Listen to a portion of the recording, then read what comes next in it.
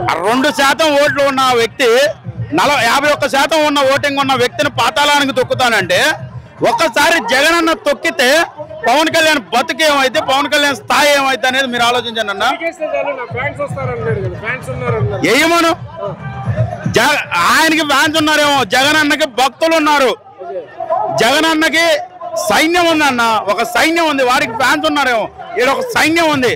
ఒక్కసారి అన్నను ఊహను మనం ఒక్కడికైనా కూడా ఇప్పుడు ఎత్తుతున్న నోర్లు వాగుతున్న మనుషులు ఒక్కడైనా కూడా అప్పుడు మాట్లాడమను.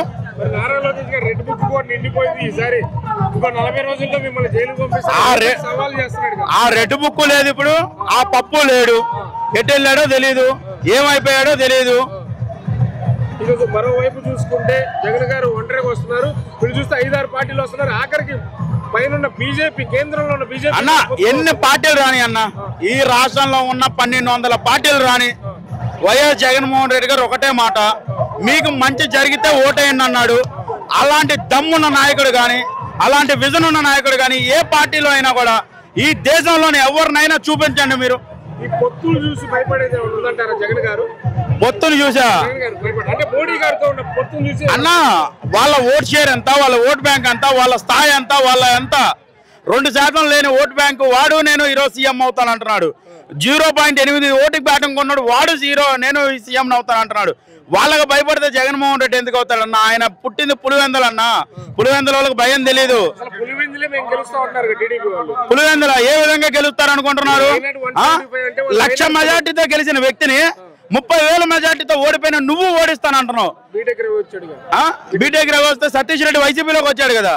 సతీష్ రెడ్డి ఇన్ని సంవత్సరాలు ఒక వర్గం ఉంది, ఒక విజన్ ఉంది ఆయనకి. ఆయననే కాదని చెప్పిన బీటెక్ రవి ఎవడు?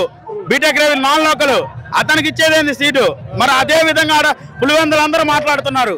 గతంలో ఒక 5,000 10,000 టీడీపీకి పడేవి, ఈసారి అవి కూడా మొత్తం క్లీన్ స్వీప్ ఈసారి వైసీపీకి పులివెందుల్లో. ఎట్టి పరిస్థితుల్లో ఈసారి ఎన్ని జెండాలు వచ్చినా కానీ వైఎస్ఆర్సీపీ జెండా ఏంటో ఖాయమంటారు. ఎట్టి పరిస్థితుల్లో 175 నియోజకవర్గాల్లో ప్రతి చోట వైసీపీ జెండా ఎగిరేదేనన్న, అంతే. నమస్తే అన్న, నా పేరు వర్ధన్ అన్న, మాది సంతనూతలపాడు నియోజకవర్గం. అవునన్నా, అవునన్నా. ఎలా ఉండబోతుంది? ఇంకో 40 రోజులు ఎలక్షన్స్ రాబోతున్నాయి కదా, ఎలా ఉండబోతుంది అంటారు? ఈసారి ఒక జాతర జరగబోతుందన్న.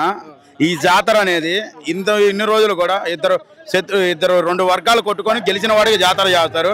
అదే విధంగా ఇక్కడ పెత్తందారులకి, గుంట నక్కలకి, అదే విధంగా ఒక కులం మతం చూడని నాయకుడికి జరిగే జాతరలో ఎట్టి పరిస్థితుల్లో వైఎస్ జగన్మోహన్ రెడ్డి గారే గెలుస్తారన్న.